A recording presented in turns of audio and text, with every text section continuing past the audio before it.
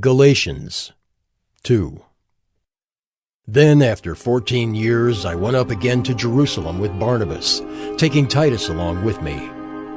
I went up because of a revelation and set before them, though privately before those who seemed influential, the gospel that I proclaim among the Gentiles, in order to make sure I was not running or had not run in vain. But even Titus, who was with me, was not forced to be circumcised, though he was a Greek. Yet, because of false brothers secretly brought in, who slipped in to spy out our freedom that we have in Christ Jesus, so that they might bring us into slavery, to them we did not yield in submission, even for a moment, so that the truth of the gospel might be preserved for you. And from those who seemed to be influential, what they were makes no difference to me, God shows no partiality. Those, I say, who seemed influential added nothing to me. On the contrary, when they saw that I had been entrusted with the gospel to the uncircumcised, just as Peter had been entrusted with the gospel to the circumcised, for he who worked through Peter for his apostolic ministry to the circumcised, worked also through me for mine to the Gentiles.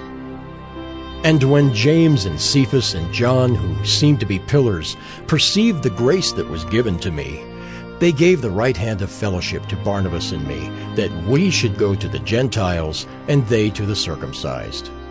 Only they asked us to remember the poor, the very thing I was eager to do. But when Cephas came to Antioch, I opposed him to his face, because he stood condemned.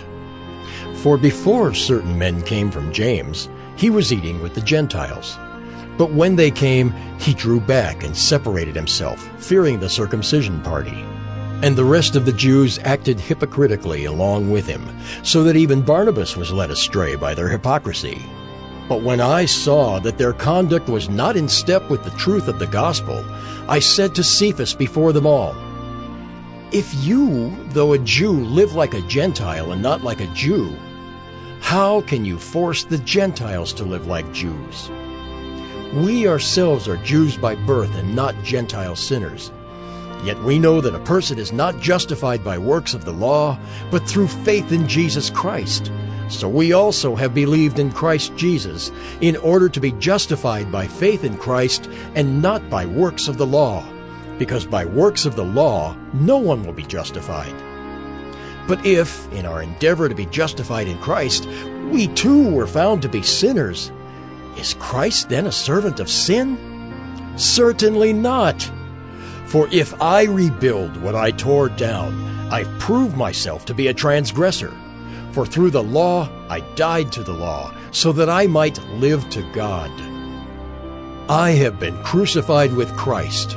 It is no longer I who live, but Christ who lives in me. And the life I now live in the flesh, I live by faith in the Son of God, who loved me and gave himself for me. I do not nullify the grace of God, for if righteousness were through the law, then Christ died for no purpose.